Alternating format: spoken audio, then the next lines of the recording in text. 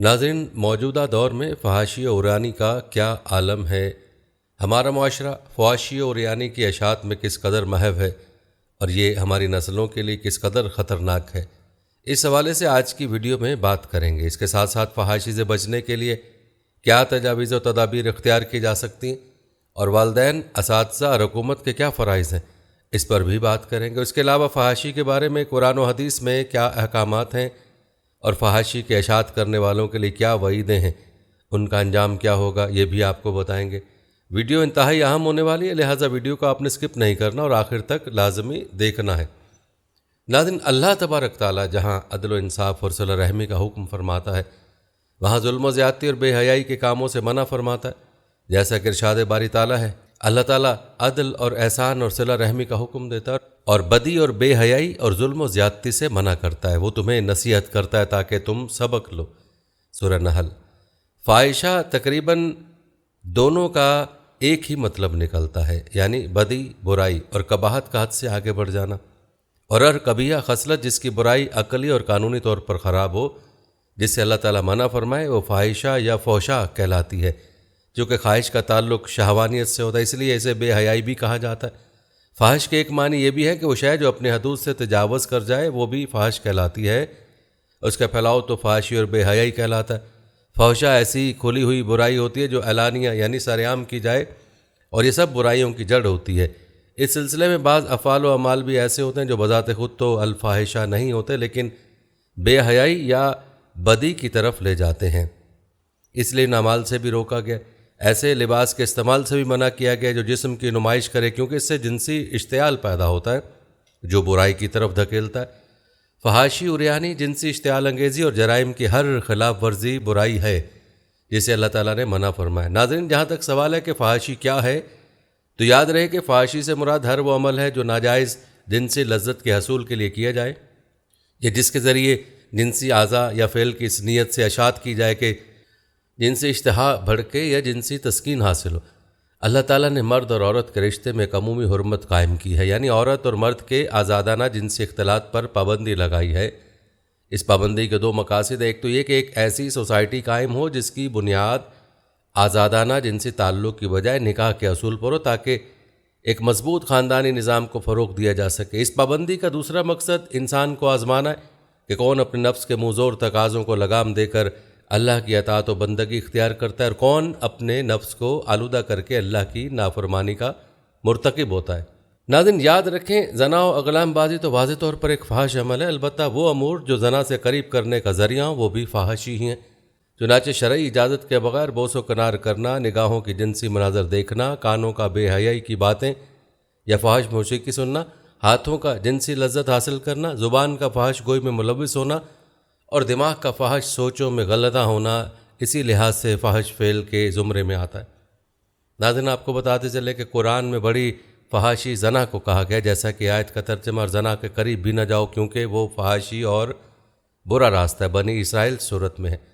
ناظرین، اگر غور کیا جائے تو نصیحت جس انداز سے کی گئی وہ بلاغت کی جان ہے۔ یہ نہیں فرمایا کہ تم زنا نہ کرنا، بلکہ یہ فرمایا تم زنا کے قریب نہ جانا۔ اس طرز ادا نے نہ صرف یہ کہ اس فعل بد سے بچنے کی تاکید کی ہے، بلکہ اس سے قریب ہو کر گزرنے کی بھی ممانعت کی ہے۔ اس سے نقطہ پیدا ہوا کہ جس طرح اس بدکاری سے بچنا شرافت ہے، اس کی تقریب اور تمہید کے کاموں سے بھی بچنا شرافت کا اقتضا ہے۔ کسی غیر محرم کی طرف للچائی ہوئی نظروں سے یا بے حیائی کے ارادے سے دیکھنا، تنہائی میں ملنا، اس کی بات چیت اور آمد و رفت سے ناجائز لطف اٹھانا ایمانی عزت اور اخلاقی شرافت کے سراسر منافی ہے۔ اسی لیے اسلام نے ان ساری باتوں کو جو بے حیائی اور بدکاری کی تقریب اور تمہید ہیں حرام قرار دیا۔ ناظرین، یاد رہے کہ مرد و عورت کے ناجائز تعلق و محبت کا پہلا قاصد نظر ہے، نفس کا سب سے بڑا چور نگاہ ہے، اس لیے قرآن اور حدیث دونوں سب سے پہلے اس کی گرفت کرتے ہیں۔ جیسا کہ رب تعالیٰ نے مرد و عورت کو حکم دیا کہ جب وہ ایک دوسرے کے سامنے ہو تو اپنی نگاہ نیچی رکھیں۔ چنانچہ سورہ نور میں ارشاد ہوتا ہے، اے پیغمبر، ایمان والوں سے کہہ دیجئے کہ اپنی آنکھیں نیچی رکھیں، اور اسی طرح سورہ نور میں فرمایا، اور اے پیغمبر، ایمان والی عورتوں سے کہہ دیجئے کہ اپنی آنکھیں نیچی رکھیں۔ ناظرین، غور طلب بات یہ ہے کہ یہاں صرف مردوں کو یا صرف عورتوں سے نہیں بلکہ دونوں کو حکم دیا اپنی نگاہیں نیچی رکھیں۔ رحمت عالم صلی اللہ علیہ وآلہ وسلم نے فرمایا، اللہ کی لعنت ہے دیکھنے والے پر، اس پر جس کو دیکھا جائے۔ مطلب یہ ہے جو کوئی غیر محرم عورت کو دیکھے اس پہ بھی لعنت ہے، اور جو قصدن دیکھنے والے کو دیکھنے کا موقع دے اس پر بھی لعنت فرمائی۔ حضرت علی رضی اللہ تعالیٰ عنہ سے فرمایا، اے علی، اگر غیر محرم پر پہلی نظر اچانک پڑ جائے تو جائز ہے اور دوسری جائز نہیں، مطلب پہلی پڑی اور ہٹا لی، اس پہ گناہ نہیں ہوگا کیونکہ اس کا تعلق اچانک پڑنے کے ساتھ ہے، دوسری جان کے ڈالی، اب یہ نظر گناہ ہے۔ اسی طرح ایک روایت میں حضرت انس رضی اللہ تعالیٰ عنہ فرماتے ہیں، رسول اللہ صلی اللہ علیہ وسلم نے فرمایا، مرد کا عورت کے محاسن کو دیکھنا ابلیس کے تیروں میں سے ایک زہر آلود تیر ہے۔ اسی طرح رسول اللہ صلی اللہ علیہ وسلم نے فرمایا، ایسا ہرگز نہیں ہو سکتا کہ کوئی آدمی کسی عورت کے ساتھ تنہائی میں ملے اور وہاں تیسرا شیطان موجود نہ ہو۔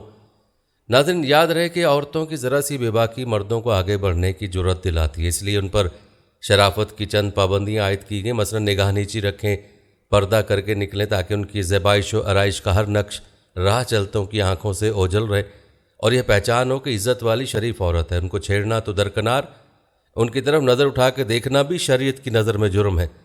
اسلام عورت کو تعلیم دیتا ہے کہ باہر نکلنے میں خوشبو نہ ملے، راستے کے کنارے چلیں۔ رسول اللہ صلی اللہ علیہ وسلم نے فرمایا، جس نے بد نگاہی کی اللہ کے لیے اور اللہ کے پاس موجود انعامات کے حاصل کرنے کی امید میں چھوڑ دیا تو اللہ تعالیٰ اس کی وجہ سے اس کو ایسی عبادت نصیب فرمائیں گے جو اس کو اپنی عبادت اور نظر کی پاکیزگی کا مزہ نصیب کرے گی۔ ناظرین، یاد رکھیں، شیطان نفس کا ایک دوسرا ایجنٹ زبان ہے۔ کتنے ہی فتنے ہیں جو زبان کے ذریعے سے پیدا ہوتے اور پھیلتے ہیں۔ مرد اور عورت بات کر رہے ہیں، کوئی برا جذبہ نمایاں نہیں ہے، مگر دل کا چھپا ہوا چور آواز میں حلاوت، لہجے میں لگاوٹ، باتوں میں گلاوٹ پیدا کیے جا رہا ہے۔ قرآن اس چور کو پکڑتا اور بیان ہوتا ہے، اگر تمہارے دل میں اللہ کا خوف ہے تو دبی زبان سے بات نہ کرو کہ جس شخص کے دل میں بد نیتی کی بیماری ہو تم سے کچھ امیدیں وابستہ کر لے گا۔ بات کرو تو سیدھے سادے طریقے سے کرو، جس طرح انسان سے بات کیا کرتا ہے۔ ناظرین، یہی دل کا چور ہے جو دوسروں کے جائز ناجائز صنفی تعلقات کا حال بیان کرنے میں بھی مزے لیتا ہے اور سننے میں بھی۔ اسی لطف کی خاطر عاشقانہ غزلیں کہی جاتی ہیں اور عشق و محبت کے افسانے جھوٹ سچ ملا کر جگہ جگہ بیان کیے جاتے ہیں، اور سوسائٹی میں ان کی اشاعت اس طرح ہوتی ہے جیسے پولے پولے آنچ لگتی چلی جائے۔ ناظرین، قرآن اس پر بھی یوں تنبیہ کرتا ہے، جو لوگ چاہتے ہیں کہ مسلمانوں کے گروہ میں بے حیائی کی اشاعت ان کے لیے دنیا میں بھی دردناک عذاب ہے اور آخرت میں بھی۔ ناظرین، یاد رہے کہ فتنہ زبان کے اور بھی بہت سے شعبے ہیں اور ہر شعبے میں دل کا ایک نہ ایک چور اپنا کام کرتا ہے۔ اسلام نے ان سب کا سراغ لگایا اور ان سے خبردار کیا ہے۔ عورت کو اجازت نہیں کہ اپنے شوہر سے دوسری عورتوں کی کیفیات بیان کرے، عورت سے گھلا ملا نہ کرے، ایسا نہ ہو کہ وہ اس کی کیفیت اپنے شوہر سے اسی طرح بیان کر دے کہ گویا وہ خود اس کو دیکھ رہا ہے۔ عورت اور مرد دونوں کو اس سے منع کیا گیا کہ اپنے پوشیدہ ازدواجی معاملات کا حال دوسرے لوگوں کے سامنے بیان کرے، کیونکہ اس سے بھی فحش کی اشاعت ہوتی ہے اور دلوں میں شوق پیدا ہوتا ہے۔ ناظرین، سطر کے باب میں اسلام نے انسانی شرم و حیا کی جس قدر صحیح اور مکمل نفسیاتی تعبیر کی، اس کا جواب دنیا کی کسی تہذیب میں نہیں پایا جاتا۔ آج دنیا کے مہذب ترین قوموں کا بھی یہ حال ہے کہ ان کے مردوں اور عورتوں کو اپنے جسم کا کوئی حصہ کھول دینے میں باک نہیں۔ ان کے لباس محض زینت کے لیے ہے، سطر کے لیے نہیں ہے، مگر اسلام کی نگاہ میں زینت سے زیادہ سطر کی اہمیت ہے۔ وہ عورت اور مرد دونوں کو جسم کے وہ تمام حصے چھپانے کا حکم دیتا ہے جن میں ایک دوسرے کے لیے صنفی کشش پائی جاتی ہے۔ ناظرین، عریانی ایک ایسی ناشائستگی ہے جس کو اسلامی حیا کسی حال میں بھی برداشت نہیں کرتی۔ ناظرین، یاد رکھیں، نمائش حسن کا جذبہ بھی اس فتنہ نظر کی ایک شاخ ہے جو عورت کے دل میں یہ خواہش پیدا کرتا ہے کہ اس کا حسن دیکھا جائے۔ یہ خواہش ہمیشہ نمایاں نہیں ہوتی، دل کے پردوں میں کہیں نہ کہیں نمائش حسن کا جذبہ چھپا ہوا ہوتا ہے، اور وہی لباس کی زینت میں، بالوں کی آرائش میں، باریک اور شوخ کپڑوں کے انتخاب میں اور ایسے خفیف جزیات تک میں اپنا اثر ظاہر کرتا ہے جن کا احاطہ ممکن نہیں۔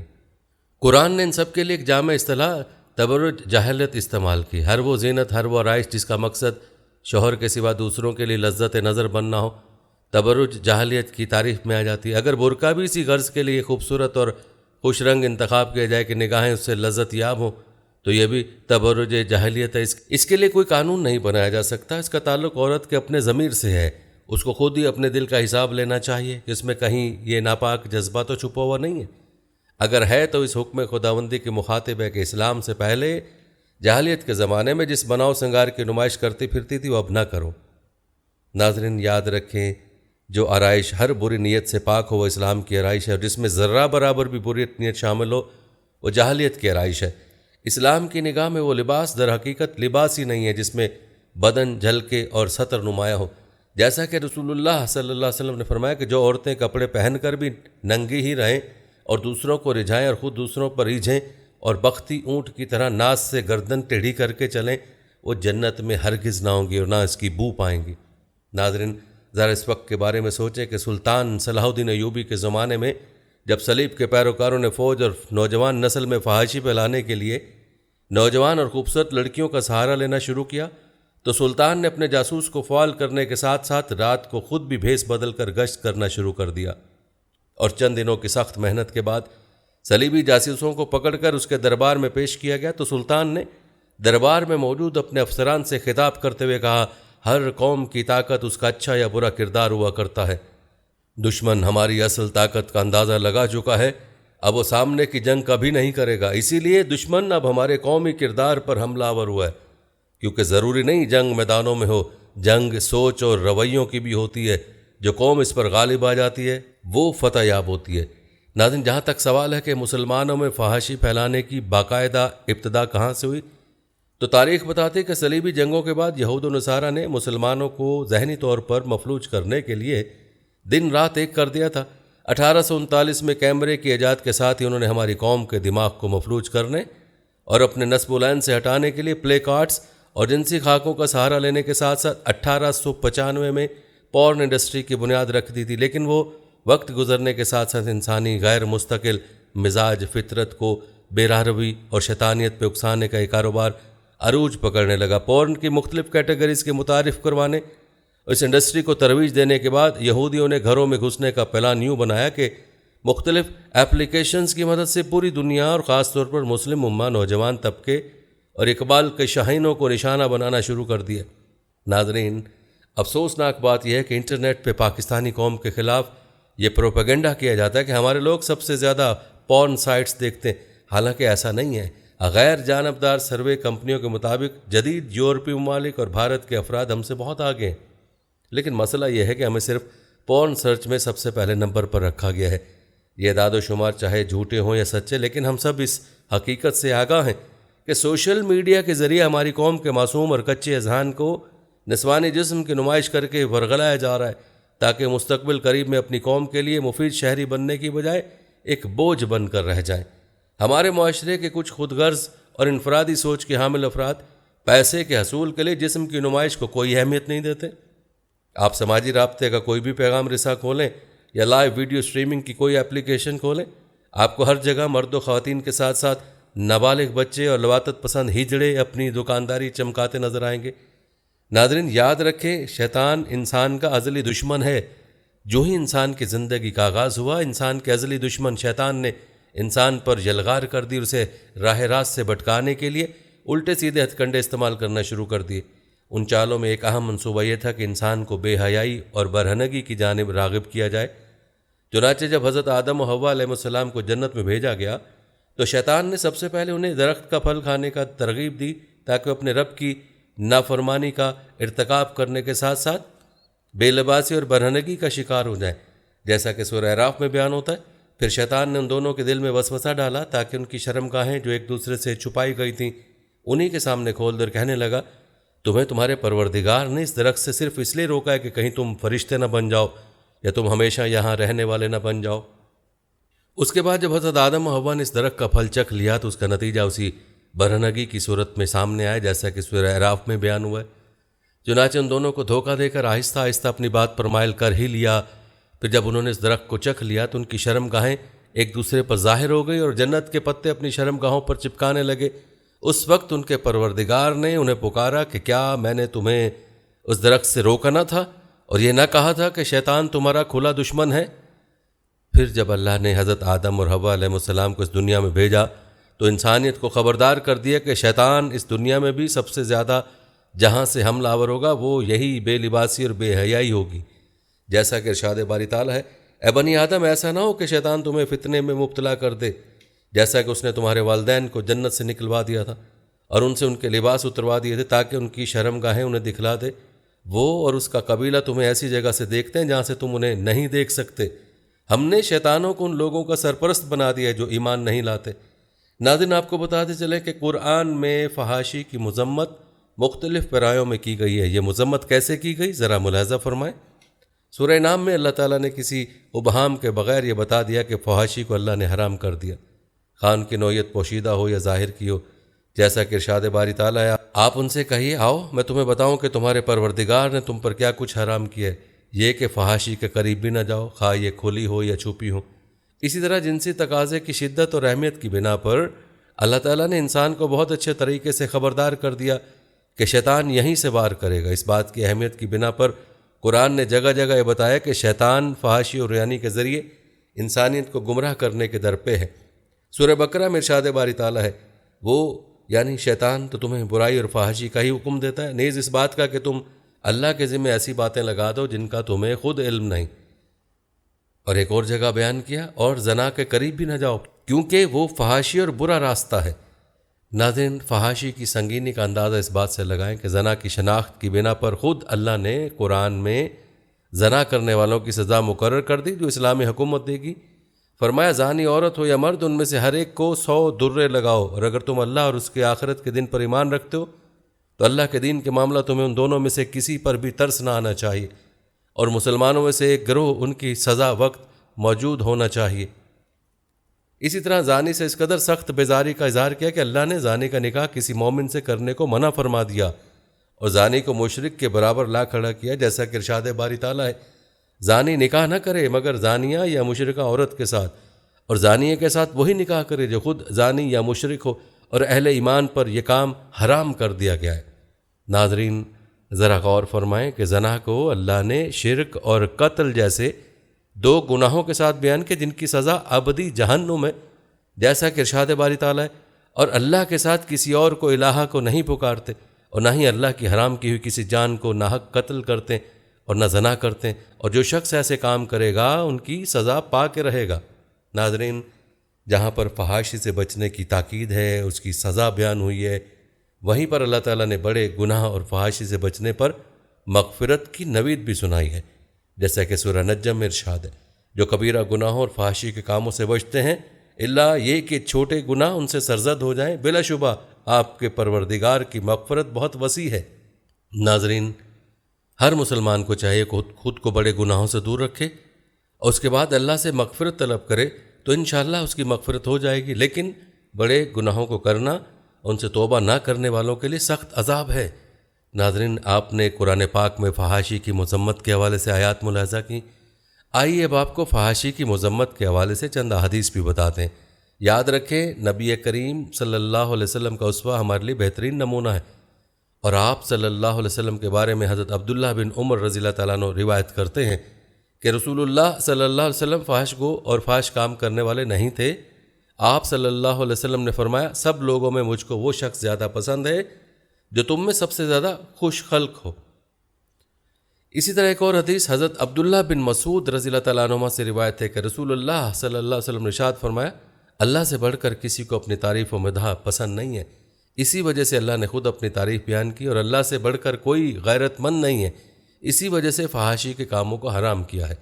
اسی طرح حضرت ابو ہریرہ رضی اللہ تعالیٰ عنہ سے روایت ہے کہ رسول اللہ صلی اللہ علیہ وسلم نے فرمایا، حیا ایمان کا حصہ ہے اور ایمان جنت میں لے جاتا ہے، فحاشی ظلم ہے اور ظلم جہنم میں لے جاتا ہے۔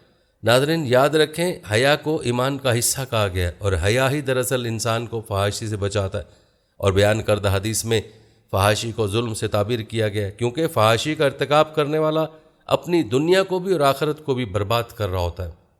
ناظرین، اب سوال یہ ہے کہ اس فحاشی سے کیسے بچا جائے؟ اس حوالے سے چند تجاویز پیش ہیں، ان پر عمل کر کے خود کو فحاشی سے بچائیں۔ وہ نوجوان جو غیر شادی شدہ ہونے کی بنا پر اس عمل میں ملوث ہیں، انہیں چاہیے کہ اگر نکاح کی استطاعت ہے تو فوری طور پر نکاح کر لیں۔ اسی بات کو قرآن میں یوں بیان کیا گیا، اور تم میں سے جو لوگ کنوارے ہیں ان کے نکاح کر دو، اور اپنے لونڈی غلاموں کو بھی جو نکاح کے قابل ہوں، اگر وہ محتاج ہیں تو اللہ اپنی مہربانی سے انہیں غنی کر دے گا، اور اللہ بڑی وسعت والا اور جاننے والا ہے۔ ناظرین، یہاں واضح طور پر بیان کر دیا گیا کہ اگر کوئی اس بنا پر نکاح نہیں کرتا کہ مالی طور پر مستحکم نہیں یا اس کے مال میں کچھ کمی ہے، تو اللہ اسے اپنے فضل سے غنی کر دے گا۔ اور اس سے اگلی آیت میں یہ بیان کیا گیا ہے کہ جو لوگ نکاح کا سامان نہیں پاتے انہیں پاک دامنی اختیار کرتے ہوئے بچے رہنا چاہیے تاکہ اللہ انہیں اپنے فضل سے غنی کر دے۔ یہاں ان لوگوں کو ہدایت کی گئی کہ جو لوگ نکاح کی بالکل ہی استطاعت نہیں رکھتے وہ انتظار کریں یہاں تک کہ اللہ انہیں اس قابل بنا دے۔ لیکن یہاں ایک لطیف اشارہ ہے کہ ایسے لوگ جو کسی وجہ سے نکاح نہیں کر پا رہے، انہیں یہ نہیں کہا گیا کہ وہ زنا کا راستہ اختیار کر لیں یا فاحش مناظر دیکھ کر اپنی خواہش کو پورا کر لیں، بلکہ انہیں واضح طور پر بتایا گیا کہ وہ پاک دامنی اختیار کریں اور اپنے دامن کو ہر قسم کی غلاظت سے پاک رکھیں۔ یہ پاک دامی کس طرح اختیار کی جائے گی، اس کا حل اس حدیث میں بیان کیا گیا کہ جو کنوارے لوگ ہیں وہ نکاح کر لیں، اور اگر اس کی استطاعت نہیں تو روزے رکھیں، کیونکہ روزہ شہوت کم کرتا ہے۔ اس طرح ایسے لوگ جو شادی شدہ ہونے کے باوجود فحاشی کا لٹریچر استعمال کرتے ہیں، انہیں چاہیے کہ اپنے شریک حیات کی قدر کریں اور اپنی جنسی لذت کو وہیں تک محدود کریں۔ اس سے قلب میں وہ پاکیزگی پیدا ہوگی جس کا نعم البدل اریاں مواد ہرگز نہیں ہو سکتا۔ جیسا کہ حدیث ہے، حضرت جابر رضی اللہ تعالیٰ عنہ سے روایت ہے کہ رسول اللہ صلی اللہ علیہ وسلم نے ایک عورت کو دیکھا تو آپ صلی اللہ علیہ وسلم نے اپنی بیوی زینب رضی اللہ تعالیٰ عنہ کے پاس ہے اور اس وقت کھال کو رنگ دے رہی تھی، اور آپ صلی اللہ علیہ وسلم نے اپنی حاجت پوری فرمائی، پھر اپنی صحابہ رضی اللہ تعالیٰ عنہم کی طرف تشریف لے گئے تو فرمایا کہ نامحرم عورت شیطان کی شکل میں سامنے آتی ہے اور شیطانی صورت میں پیٹھ پھیرتی ہے، بس جب تم میں سے کوئی کسی عورت کو دیکھے اور اس کے حسن سے متاثر ہو جائے تو اپنی بیوی کے پاس آئے۔ ناظرین، اس حدیث میں ترغیب ہے کہ حرام کا ارتکاب کرنے کی بجائے انسان کو چاہیے کہ ایسا راستہ اختیار کرے جو حلال ہے، یعنی اپنی بیوی کے پاس ہے، کیونکہ بیوی اس کے لیے حلال ہے۔ اسی طرح فحاشی سے بچنے کے لیے تجویز ہے کہ نگاہوں کی حفاظت کریں، خیالات میں پاکیزگی پیدا کریں، اور یہ اسی وقت ممکن ہوگا کہ آپ ایسے ماحول میں رہیں جہاں فحش مواد نہ پایا جاتا ہو۔ چنانچہ انٹرنیٹ ضرورت کے تحت استعمال کریں، کمپیوٹر، لیپ ٹاپ یا کوئی اور ڈیوائس پبلک میں استعمال کریں، یعنی اس طرح کہ لوگ بآسانی آتے جاتے اسے دیکھ لیں۔ اس جھجک سے بھی اس ماحول سے نجات مل سکتی ہے۔ ناظرین، اسی طرح فحاشی سے بچنے کے لیے ضروری ہے کہ ایسے مقامات جہاں نامحرم سے ملاقات کے امکانات زیادہ ہوتے ہیں وہاں سورہ نور کی آیت کے مطابق لڑکے اور لڑکیاں ایک دوسرے سے ملنے میں احتیاط رکھیں۔ سب سے پہلے تو نگاہوں میں پاکیزگی ہو، شرم گاہوں اور سطر کو اچھی طرح ڈھانپ کر رکھا ہو، اور تیسرا یہ کہ کوئی ایسا اقدام نہ کیا جائے جو جنسی اشتعال کا سبب بنے۔ یہ ہدایت مرد و عورت دونوں کے لیے ہیں۔ ناظرین، فحاشی سے بچنے کی ایک تجویز یہ بھی ہے کہ کسی بھی فحاشی کا ارتکاب ہونے کی صورت میں اپنے اوپر جرمانے کا نظام نافذ کریں، یعنی اگر آپ سے کوئی اس قسم کا کام ہو جاتا ہے تو خود مالی یا بدنی صورت میں جرمانہ ادا کریں۔ مثال کے طور پر یہ طے کر لیں کہ اگر کوشش کے باوجود اگر کوئی فحش سائٹ آپ نے دیکھ لی تو اپنی آمدنی کا کچھ حصہ اللہ کی راہ میں انفاق کریں گے۔ ایسا ہو جانے کی صورت میں اس پر سختی سے عمل کریں۔ اس کے علاوہ جرمانہ یہ بھی ہو سکتا ہے کہ آپ خلاف ورزی پر روزہ رکھیں یا 10 رکعت نماز ادا کریں وغیرہ، لیکن جرمانہ مقرر کرنے میں کافی سمجھداری کی ضرورت ہے۔ جرمانہ نہ تو اتنا ہلکا ہو کہ نفس کو کچھ فرق ہی نہ پڑے، اور نہ ہی یہ اتنا بھاری ہو کہ اس پر عمل کرنا ہی ناممکن ہو۔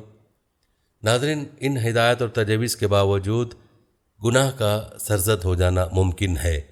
چنانچہ اگر کبھی حیاداری کی خلاف ورزی ہو جائے تو اعصاب پر قابو رکھنا چاہیے۔ ایسی صورت میں شیطان یہ بات سکھاتا ہے کہ اب تو گناہ ہو ہی گیا اور اب ناراض ہو ہی چکا ہے، تو کیوں نہ کھل کر گناہ کیا جائے۔ کسی گناہ کے سرزد ہونے کے بعد مایوس نہ ہو، فوراً جذبات کا غلبہ ختم ہونے کے بعد اللہ کی جانب رجوع کریں۔ اس کا طریقہ یہی ہے کہ 2 رکعت نماز پڑھ کر اللہ سے معافی مانگ لی جائے، یا پھر زبانی اللہ سے توبہ کر کے آئندہ نہ کرنے کا عہد کیا جائے۔ اگر اس عہد کی خلاف ورزی نفس کے تقاضوں کے تحت بار بار ہو جائے تو بار بار توبہ کی جائے، کیونکہ توبہ کرنے کی صورت میں واپسی کا امکان ہے، جبکہ توبہ استغفار چھوڑ دینے کی صورت میں کوئی واپسی کا امکان نہیں بچے گا۔ اس کے علاوہ خود کو مصروف رکھیں اور زیادہ سے زیادہ مثبت سرگرمیاں شروع کریں۔ اسلامی دینی کتب کا مطالعہ کریں، اچھے لوگوں کی صحبت اختیار کریں، جذبات کو بھڑکانے والی فلم، ڈرامہ، ناول، سائٹ یا رسائل و جرائد سے پرہیز کریں، جسمانی مشقت کریں اور کسی کھیل کود یا جسمانی ورزش میں خود کو مصروف کریں، اور کسی بھی مشکل کی صورت میں اہل علم اور ایکسپرٹ لوگوں سے رجوع کرنے میں ہچکچاہٹ محسوس نہ کریں۔ ناظرین، یاد رکھیں، کسی بھی قسم کے فحش مواد کو استعمال کرنا اپنی ذات میں ویسے ہی گناہ ہے۔ چنانچہ پہلے تو اس بات کی کوشش کرنی چاہیے کہ فحاشی سے بچا جائے اور خود کو فحش مواد کے استعمال سے ہر صورت میں روکا جائے۔ اسی کے ساتھ ساتھ ایسے آگے شیئر کرنے سے بھی گریز کیا جائے۔ یہاں چند مزید تدابیر بھی پیش ہیں۔ وہ مسلمان پروڈیوسرز، ایڈیٹرز، مالکان، مصنفین، فنکار، کیمرہ مین اور معاونین جو پیشہ ورانہ طور پر فحاشی کی تخلیق اور اشاعت میں شریک ہیں، انہیں سمجھ لینا چاہیے کہ وہ کئی طرح کے گناہوں میں ملوث ہیں۔ ایک تو وہ خود فحاشی کا شکار ہیں، دوسرا اس کی اشاعت کر رہے ہیں، تیسرا وہ کئی لوگوں کی گمراہی کا گناہ بھی کما رہے ہیں، اور چوتھا وہ حرام مال کما رہے ہیں، صرف اشاعت فحشائی کے گناہ کا بدلہ جہنم ہے، تو باقی گناہوں کا مجموعی بدلہ کیا ہوگا اس کا تصور بھی نہیں کیا جا سکتا۔ اس سے بچنے کے لیے وہ اللہ سے دعا کریں اور متبادل ذرائع آمدنی تلاش کریں، کیونکہ قرآن میں ارشاد ہے کہ جو اللہ کا خوف اختیار کرتا ہے اللہ اسے ایسی جگہ سے رزق عطا کرتے ہیں جہاں سے اس کا گمان بھی نہیں ہوتا۔ اس کے علاوہ وہ لوگ جو فیس بک یا دیگر سوشل، الیکٹرانک اور پرنٹ میڈیا کے ذریعے فحش مواد شیئر کرتے اور آگے بڑھاتے ہیں، انہیں سورہ نور میں بیان کردہ جہنم کی وعید یاد رکھنی چاہیے۔ یوں بھی سستی مقبولیت کے لیے ایک مہنگا سودا ہے کہ لوگوں کو خوش کرنے کے لیے آپ جہنم خرید لیں۔ ناظرین، بعض اوقات ایسا بھی ہوتا ہے کہ کسی مواد میں کوئی دوسرا میسج ہوتا ہے لیکن اس میں فحاشی کا کوئی بالواسطہ پہلو پوشیدہ ہوتا ہے۔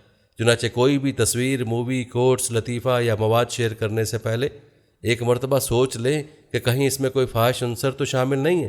اگر ایسا ہے تو رک جائیں، اسی میں آپ کی دنیا آخرت کی بھلائی ہے۔ ناظرین، تمام تر گفتگو کی روشنی میں ہمیں اپنی حقیقی زندگی میں اپنا جائزہ لینے کی ضرورت ہے، اور جہاں جہاں گناہ سرزد ہو رہا ہے اس سے جان چھڑانے کی ضرورت ہے، ورنہ روز قیامت پچھتاوے ہی مقدر بن جائیں گے۔ اللہ تعالی ہم سب کو صراط مستقیم پر چلنے اور ہر گناہ سے بچنے کی توفیق عطا فرمائے، آمین یا رب العالمین۔ ناظرین، یہ تھی ہماری آج کی ویڈیو۔ کمنٹ سیکشن میں اپنی رائے کا اظہار ضرور کریں اور بتائیں کہ آپ اگلی ویڈیو کون سے اسلامک ٹاپک پر دیکھنا چاہتے ہیں۔ آپ کی قیمتی رائے ہمارے لیے بہت اہمیت رکھتی ہے، اور جانے سے پہلے ویڈیو کو شیئر ضرور کیجیے گا۔ ہم امید کرتے ہیں کہ آپ کو ہماری آج کی ویڈیو ضرور پسند آئی ہوگی۔ اگر آپ کو ہماری آج کی ویڈیو پسند آئی تو اس کو لائک کریں۔